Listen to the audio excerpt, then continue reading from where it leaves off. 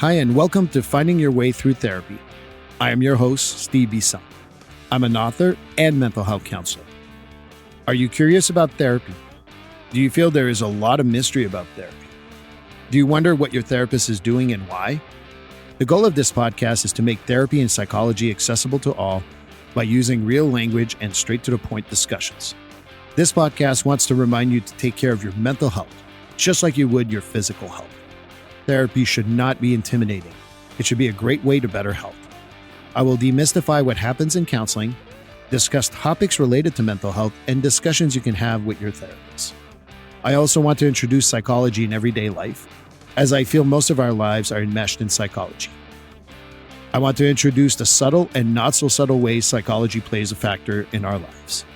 It will be my own mix of thoughts as well as special guests. So join me on this discovery of therapy and psychology. Hi, and welcome to episode 5 of Finding Your Way Through Therapy. My name is Steve Bassano. Today, we're going to have a conversation with someone that I've known for a long time, actually. His name is David Bassano. David is someone that has worked in the addiction field for over 8 years and is someone that I've worked on different task force. We've also helped out each other when clients needed services. And all around, we had great conversations, and I thought this would be an awesome conversation. He is currently the founder of New England Medical Group that's located in Hingham, Massachusetts. It is an integrative health care and treatment outpatient facility for psychiatric services, medication management, medication-assisted treatment. We will definitely talk about that, and also a day program. I can go on and on about his accolades, but he has created so many alliances in the addiction field in the area as well as across the country, frankly. And he's always been someone that I've turned to when I have questions or I want to talk about substance use and the treatment and where we're at in this country in regards to that. So I really hope you enjoy the conversation as much as I will. And here we are, episode 5, David Bassano, me and him talking. Well, hello and welcome to what will be episode 5 of Finding Your Way Through Therapy. I'm Steve Bassano. I'm an author. I'm a mental health counselor, and I've worked in substance abuse for over 18 years and counting my own personal experience in my life, probably my whole life. But I'm here to talk about that because I think it's an important subject. We never get to, as a mental health counselor, really talk about the devastation of substance use and how it affects the mental health side.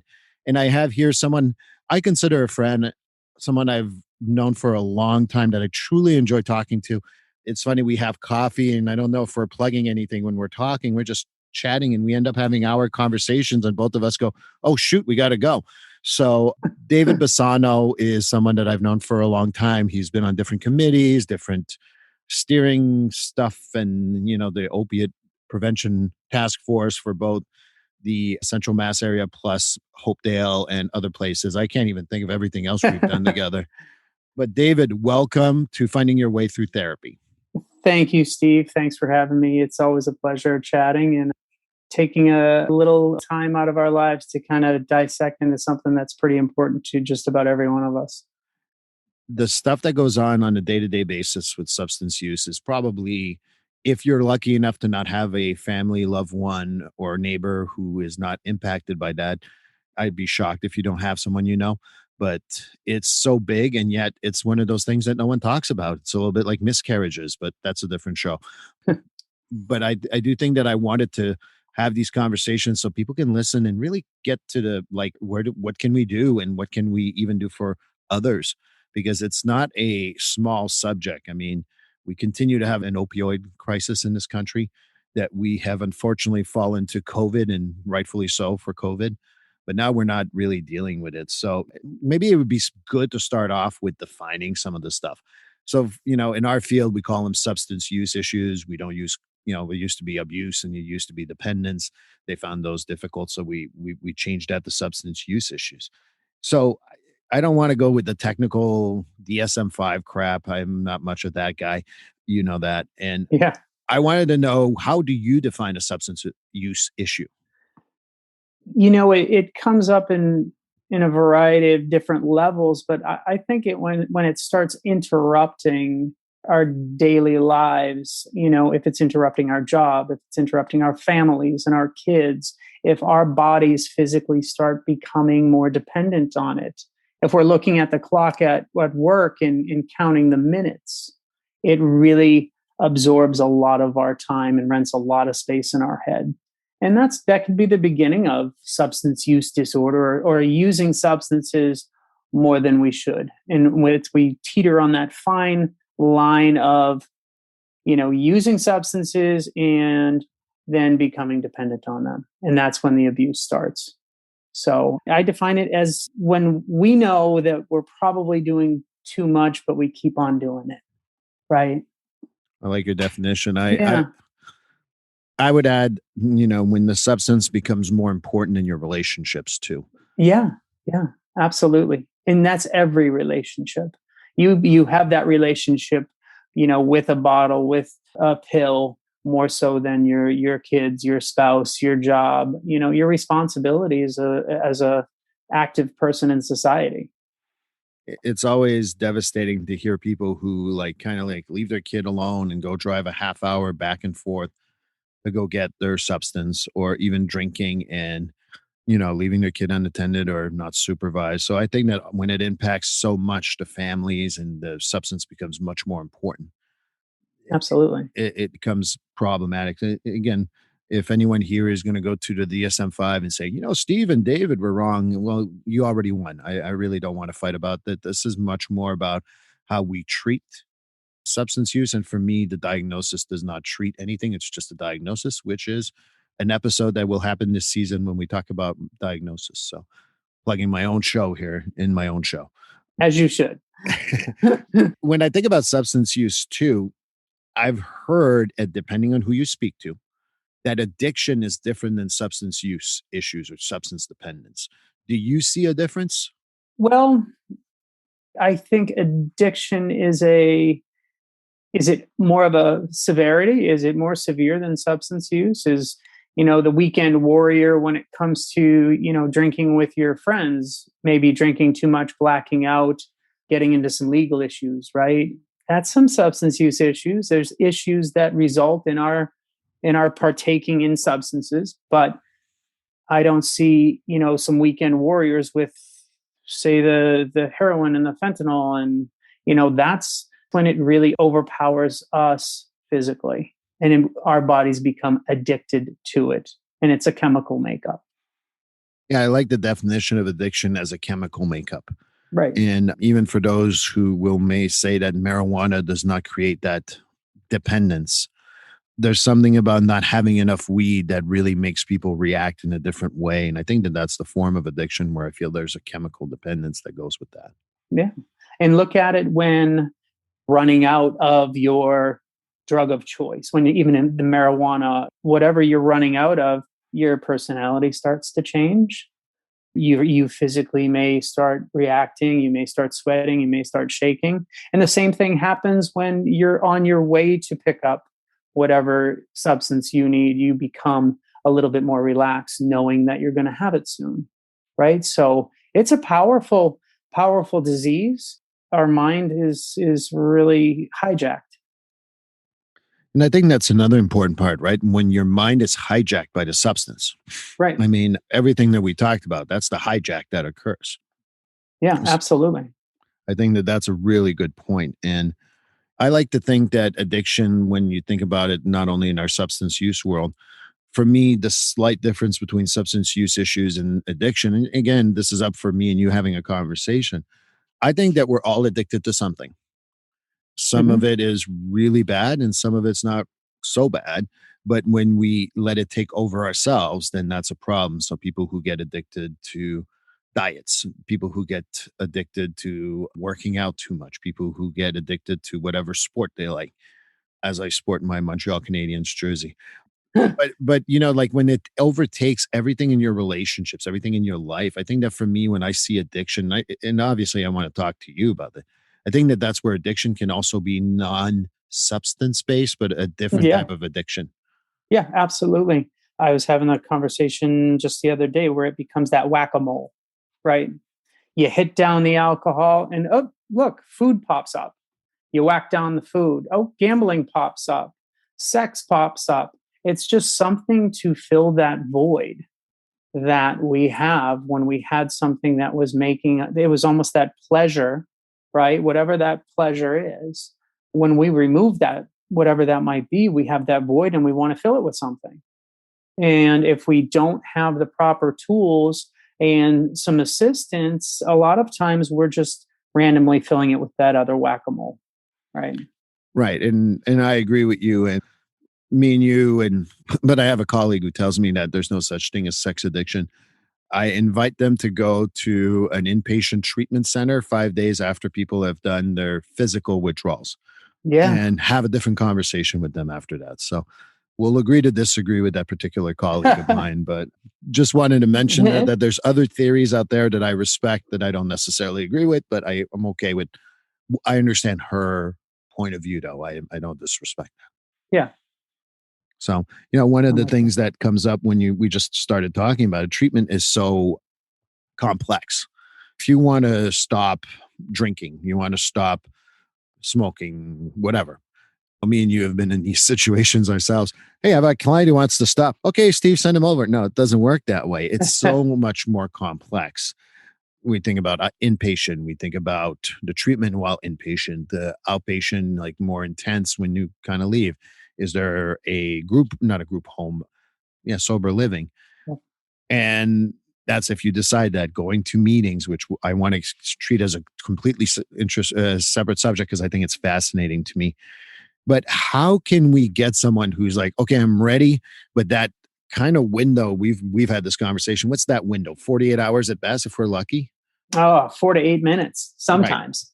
It is. It is a very small window. And, when that phone call comes or that text comes, it's almost like an all hands on deck. And people that we know and work with, they realize when that phone rings at a certain hour and they see my name, that means I'm on the other line talking to someone. And it's just this network of people in the industry it takes a village trying to get the individual who's ready, and we know the window's going to close, and we'll do anything in our power to get them to a safe facility or what is best suited for them in a timely fashion.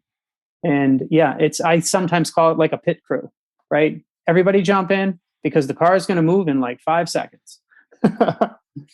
So I've been on the tail end of it, so to speak. I've Yes. worked a partial hospital, which Yep. a partial hospital, for those who don't know, is going there 5 days a week, anywhere or 4 days a week or three, depending on where you go, 9 a.m. to 3 p.m. And you have treatment there, but you do go home at night.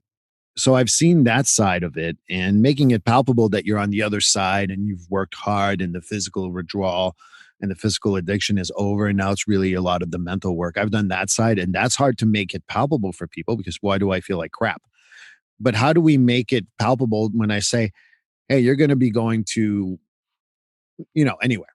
Yeah. I don't want to name Sure. Yeah. but you're going to be inpatient from 3 to 5 days. But if your substance use is really bad, sometimes it can be 7 to 10 days. But we can't guarantee how long. And when you leave, you need to be in treatment for the next, in my opinion, 3 to 6 months in order to really stabilize this stuff. How do we tell people like, this is a great idea? Thumbs up. Right. Now, especially if they're under the influence. The first part is really, like you said, that 3 to 5 days or 7 to 10 days. That's more of a medical triage, right? Of a detox. And that's just to keep you safe from seizing up from an alcohol or a benzodiazepine withdrawal, right? And dying potentially. Those are the two things that could really be a severe withdrawal. That could be the result, but it's really to get your body stable to at least begin the process. And the process begins at that first phone call asking for help.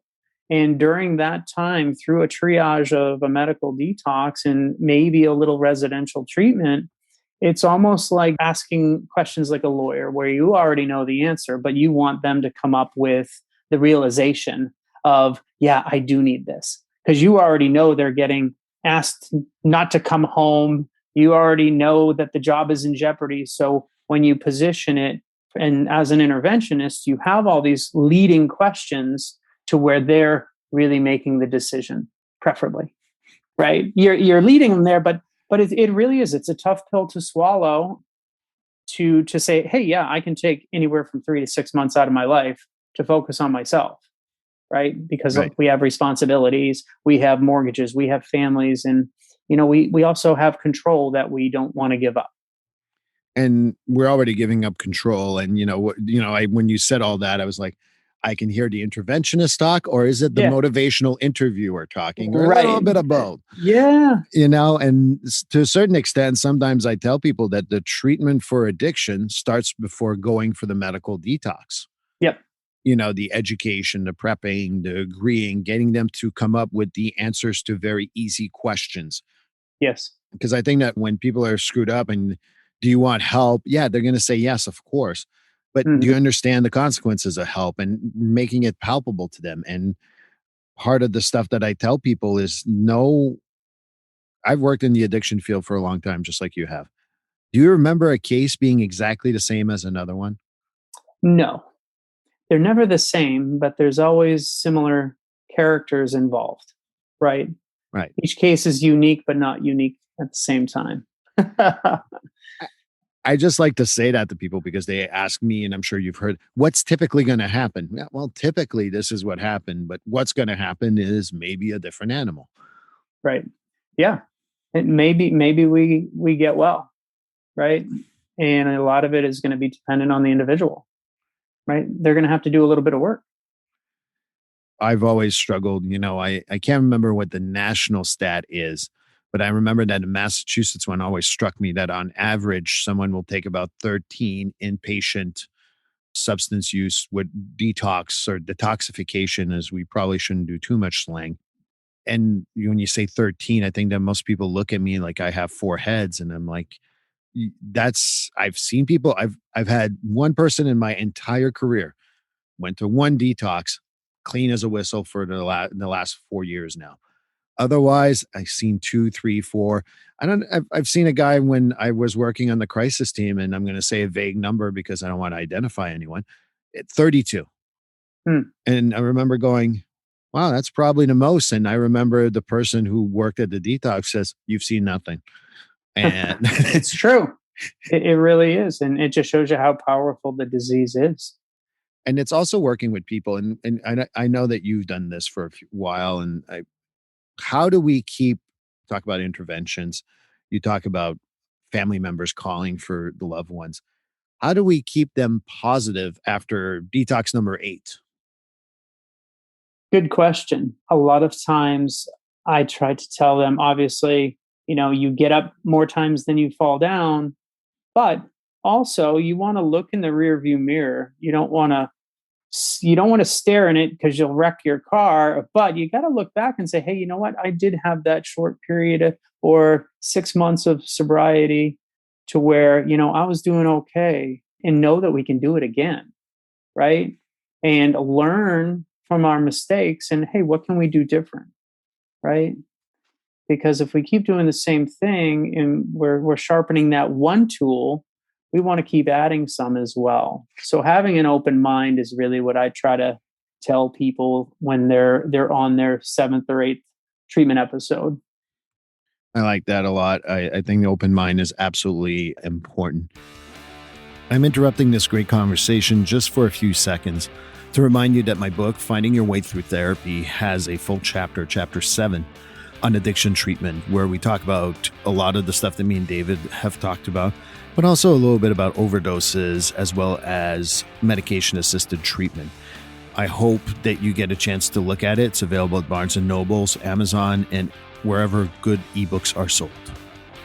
Just to tell everyone, my name is Steve Bassano. We're on the podcast Finding Your Way Through Therapy, sitting here with David Bassano. We're having a great conversation about how to work the treatment side of substance use. And I think it's a great place to kind of transition to obviously the other stuff about my particular facet of work is I'm a huge fan personally of outpatient counseling prior and post most of the medical.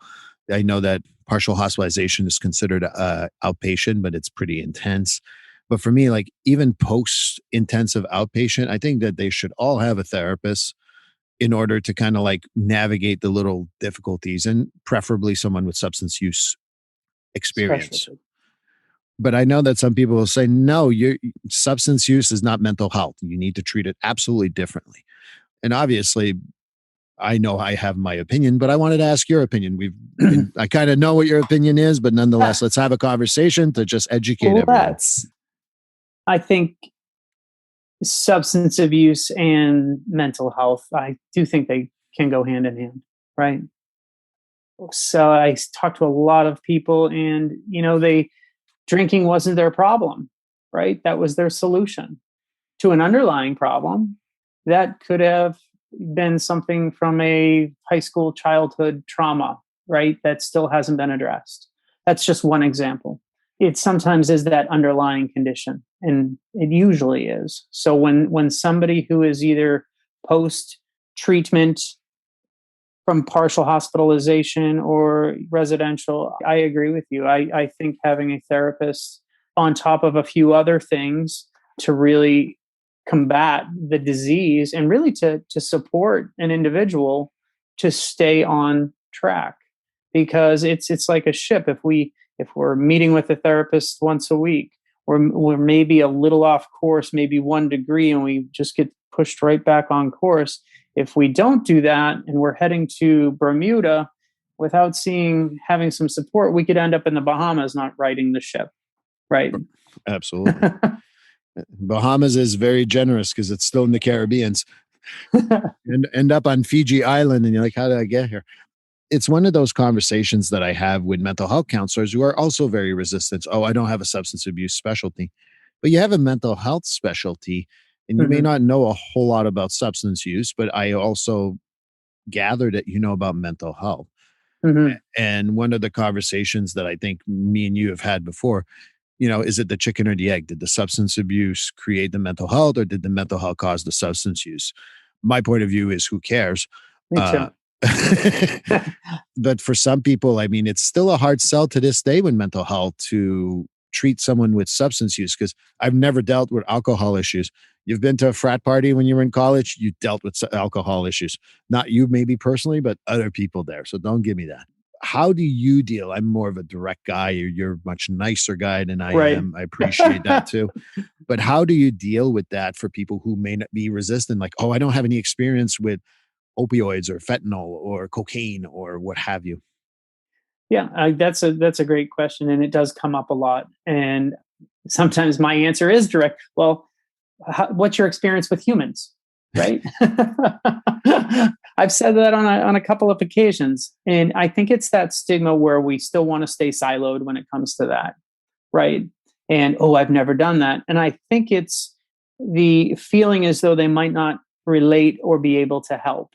And if you can bridge that a little bit and maybe explain a little bit about the individual or the case, and just remove that opioid stigma or the alcohol coding, and really say, hey, this person is reaching out for help for this. And like you said, it is a little bit more palatable.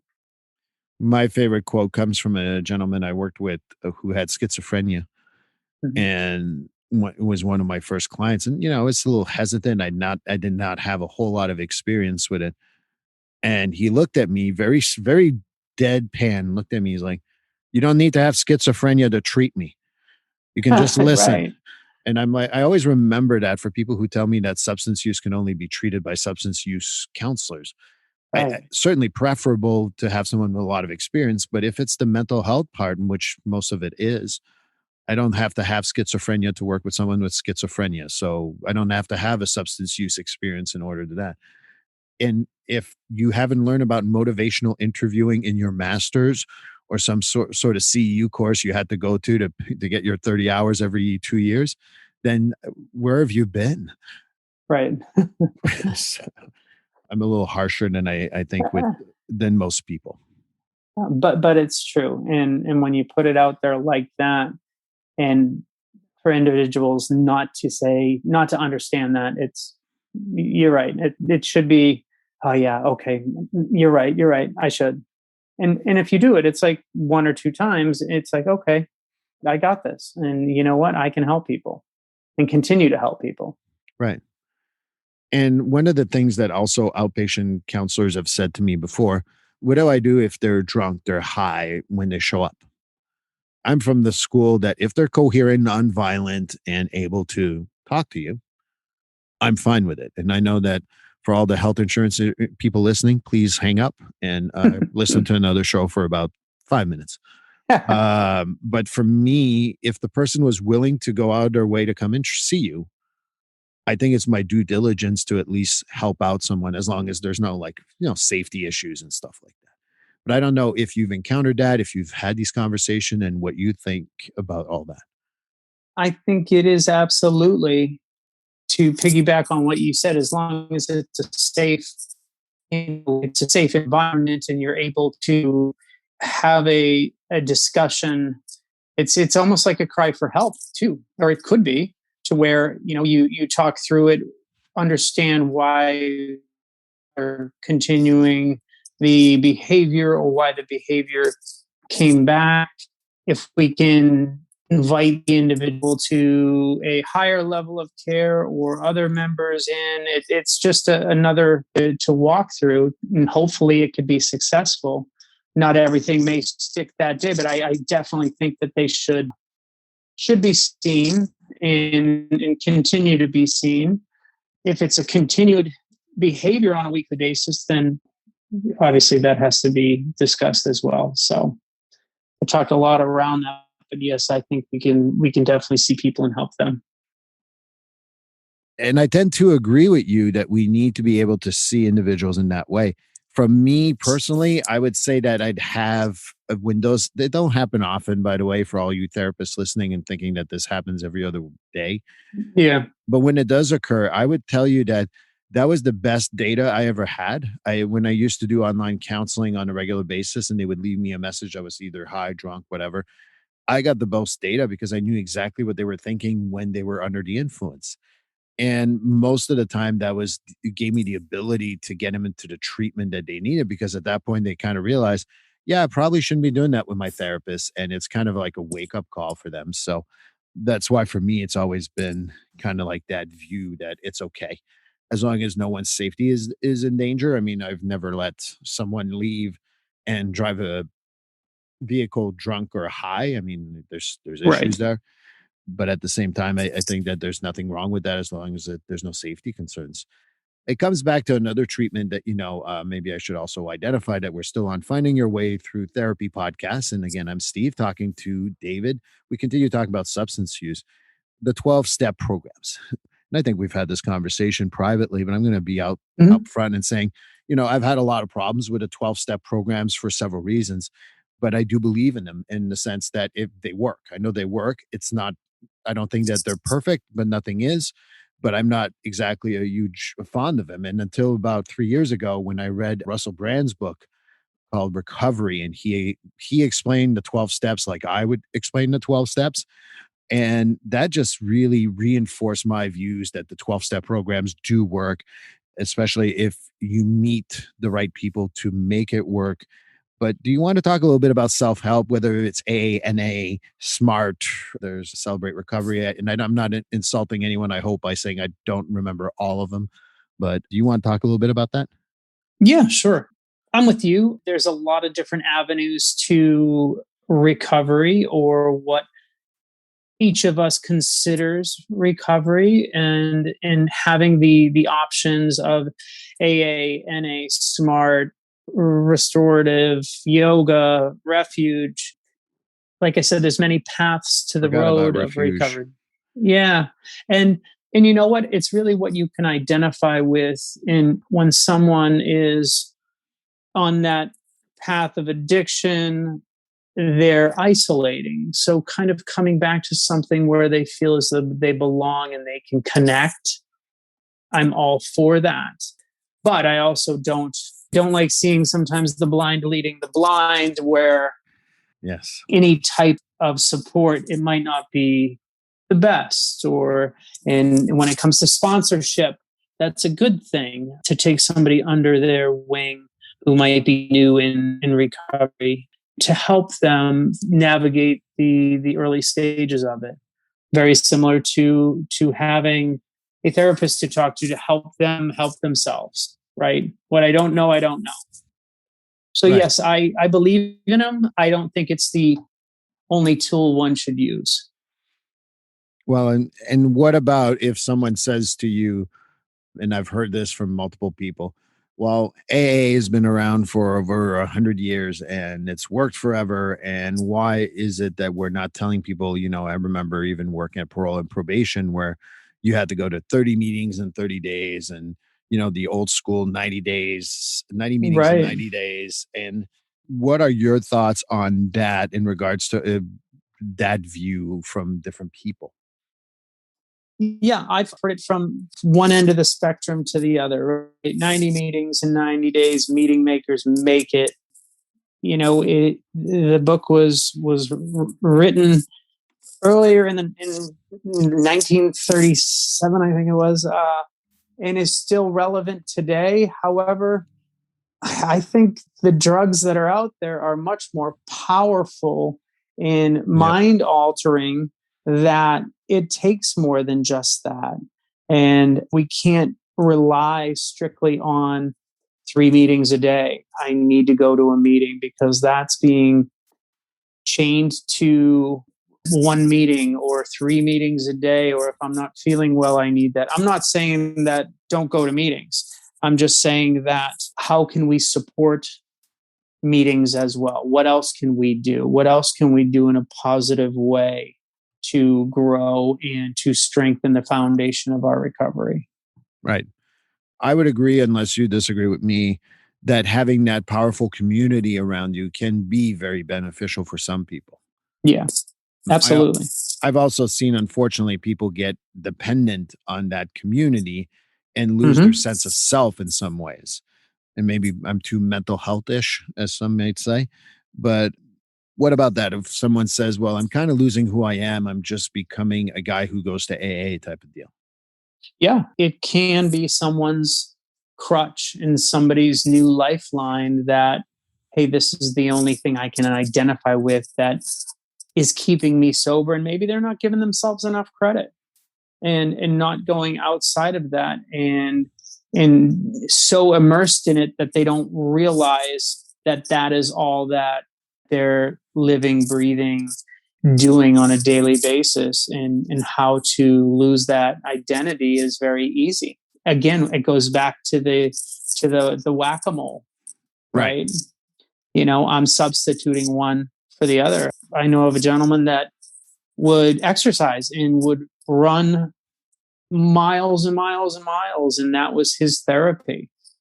The endorphins, yes, that's great, but when you're not able to run and you have an injury, then what?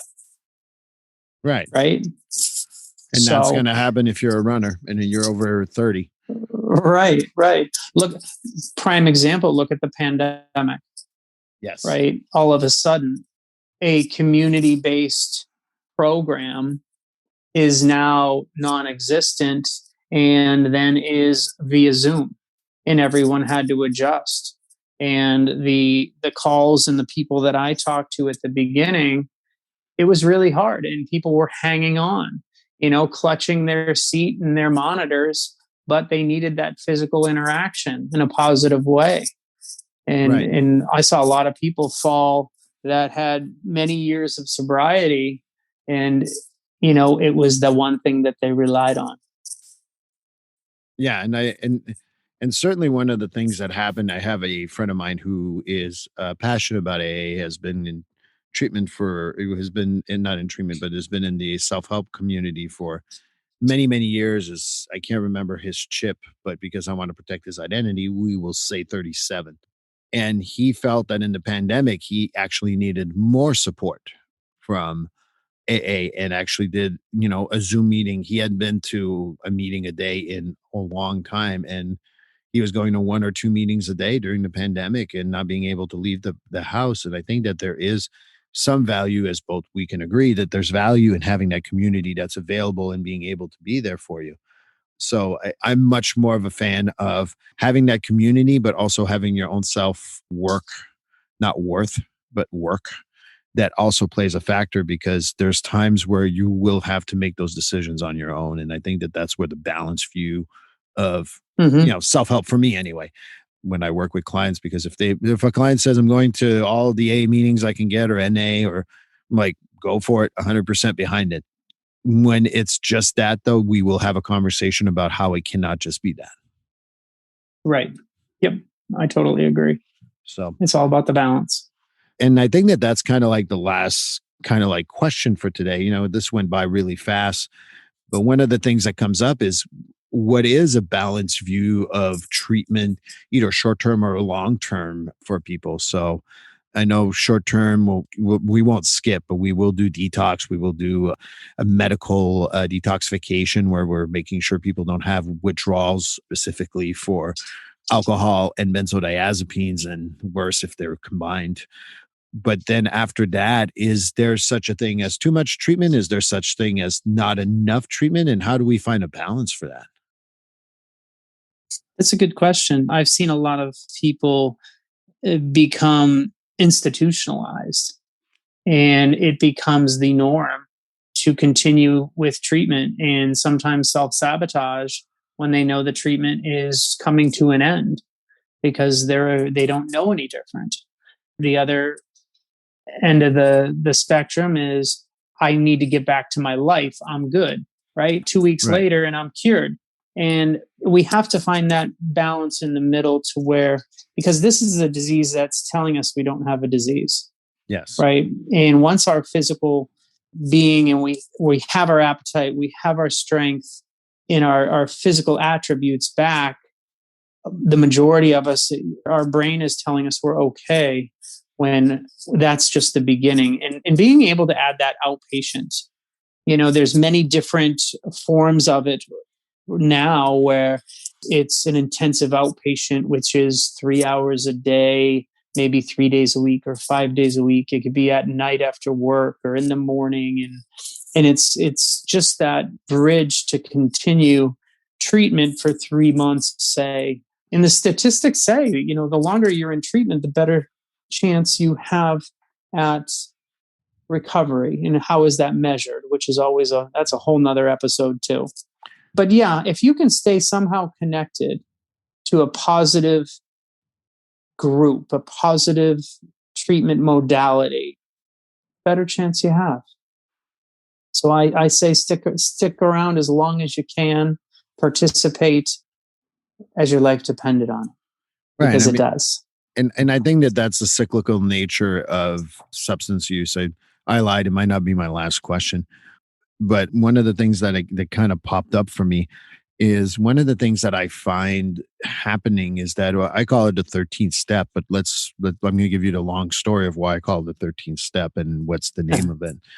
When we first start off, whether we're in medical detoxification, IOP, partial hospital, we get a lot of support. If we go to AA, we get or self-help. I keep saying AA, self-help. Any of them are really helpful. I'm not just picking on AA here. Smart Recovery being another one that's very well known. And then you get the family members that are like, oh, how long have you been sober? 20 days, 30 days. That's awesome. That's great. And there's this raw cheerleading that really occurs within the first 1 month to 3 month period. But slowly that dwindles and you don't get that high, so to speak, pardon the pun of the substance use, of getting cheerleaded. With time, the cheerleading goes away. And I always feel that there should be a 13th step. And I know that Bill, I know you're not of this world anymore, but I always thought the 13th step should be called now what? And I don't know if you can think about, if you want to talk about that or not, but for me, it's always been like, now what? Because I've done everything right. I've done the 12 step. I've done my amends. I've got the detoxification. I'm no longer on medication assisted treatment, which I don't think we talk enough about. But now what? No one's around. Right. No one's encouraging me anymore. Exactly. And I have those conversations a lot with individuals, and I'll play their tape through and say, now, this is what may happen when you go home. This may happen with your significant other. And, this is what I see a lot of, and I might suggest. And you're right. It's not that, hey, look at me, look at what I've done. This is great. No, this is where you're training for that marathon and you're running at 5 a.m. when nobody's watching you. Right. Right. That's when the integrity comes into play. That's when the hard work comes, is when no one's watching. When all the magnifying glasses are off you and you're telling everyone you're fine, and it's 90 days, 120 days into your recovery. And sometimes the toughest days are, a Tuesday afternoon at 4 o'clock. And you never know when they're going to occur. And, Right. that's when the community comes in. But also Mm-hmm. realizing that even though people stopped cheerleading and they were cheerleading you, a lot of people, I remind people in my personal life who may have, substance use issues. I'm like, the day you're going to have a hard time. Oh, no, I'm never going to. No, I'm just saying when it occurs, and maybe that sounds Mm-hmm. negative, but it's realistic in my point. Call me 2 o'clock in the morning, 2 o'clock in the afternoon. I really don't care. Just call me. We'll work on it together. Right. I do that with clients on a regular basis too. And I haven't had many, but I've had the 11:30 at night on a Saturday call. And Mm-hmm. to me, what a lot of the clients kind of remind me and my friends remind me is like, I didn't need you to talk me out of it. I just needed to know someone's going to be like, if I want to use, he's going to talk me out of it. And it was Mm-hmm. just hearing your voice or hearing that someone would be supporting me, 6 weeks, 6 months, 6 years out on my sobriety. And I think that that's the other important message that I would give to everyone who's going through substance use. Find that friend, find that member of your treatment team, whoever that may be, that you can Mm-hmm. call. I mean, that's where sponsorship comes in, obviously, for the AA and the NA and the 12-step crowd. But I do believe that having that, I don't know, support, knowing that you have that kind of makes it less lonely when the raw cheerleading is all gone.